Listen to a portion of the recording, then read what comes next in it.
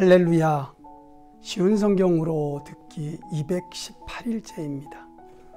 오늘은 마태복음 7장부터 8장 1절까지와 누가복음 6장 17절부터 49절, 마태복음 8장 5절부터 13절을 들으시겠습니다. 마태복음 7장부터 8장 1절까지는 산상수훈의 결론에 해당되는 말씀입니다.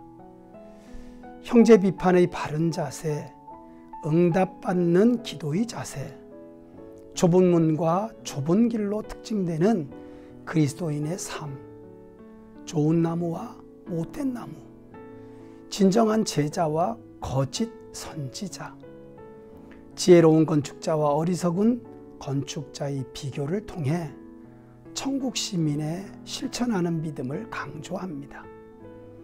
누가복음 6장 17절부터 49절은 산상수훈과 비교하여 평지수훈이라고 불립니다.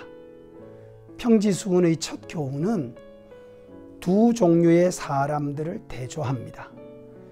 세상에서 천대받고 멸시받는 가난한 자, 줄인 자, 우는 자, 핍박받는 자이지만 복 있는 천국 시민과 또 이 세상에서 부유하고 배부르고 웃고 칭찬받기를 좋아하는 자들인데 화 있는 사람들을 대조합니다.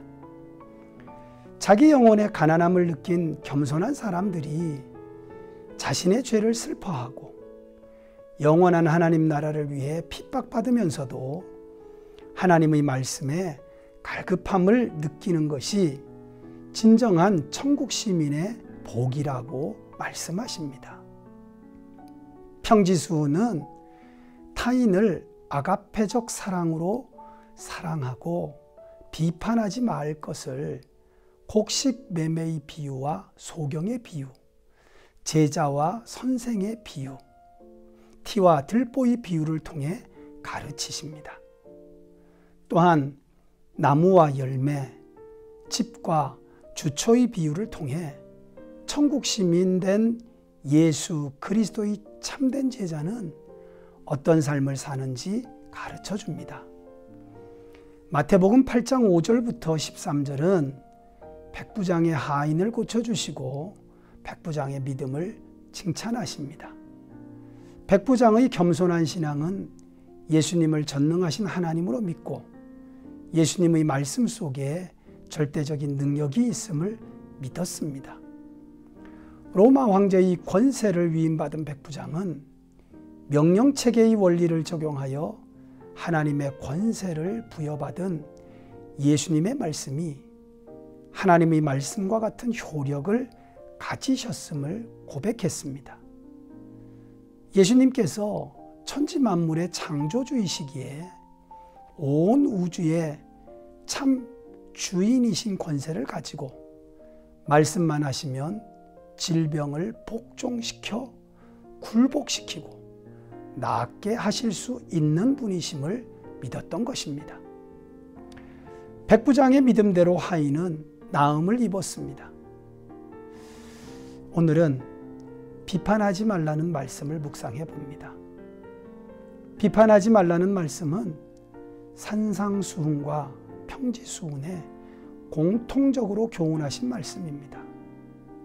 비판은 판단과 다른 것입니다. 이 말씀은 판단하지 말라는 뜻이 아니라 다른 사람의 허물이나 잘못을 보고 마치 자신이 재판관이라도 되는 것처럼 함부로 선악을 판단하고 정죄하지 말라는 뜻입니다. 오직 전지전능하신 하나님만이 공의로 판단하시고 죄를 정죄할 자격을 가지신 심판주이십니다. 모든 사람은 거룩하고 의로우신 하나님 앞에 죄인입니다. 성도 역시 죄와 허물로 이미 죽었던 자들이지만 예수님의 사죄의 은총으로 구원과 새 생명을 받은 자들입니다. 그러므로 다른 사람의 죄와 허물을 비판하기에 앞서 사랑으로 그들을 감싸주고 더 이상 죄를 짓지 않도록 복음 가운데로 인도해야 하고 자신에게는 죄가 없는지 자기 행동을 살펴 반성하는 자세를 가져야 합니다. 사랑하는 중앙가족 여러분, 비판하는 마음은 절대 예수님의 마음이 아닙니다. 비판은 사랑이 없는 교만한 마음에서 시작됩니다. 그래서 비판하는 말을 듣고 회개하거나 변화되지는 않습니다. 비판은 사단의 도구이기 때문에 오히려 정죄감과 수치심과 상처를 남깁니다. 예수님은 마음이 온유하고 겸손하신 분입니다. 예수님께서 내 마음의 주인이 되셔서 나를 다스리시면 절대로 다른 사람을 비판하지 않습니다. 오늘도 온유하고 겸손하신 예수님께서 다스리시는 주님의 나라가 온전히 임하는 복된 하루가 되시기를 축복합니다. 기도드립니다. 살아계신 하나님, 하나님께서 나에게 은혜를 주셔서 용서하시고 또 하나님의 백성 삼아 주셔서 오늘 또 은혜 가운데 살게 하심을 감사합니다.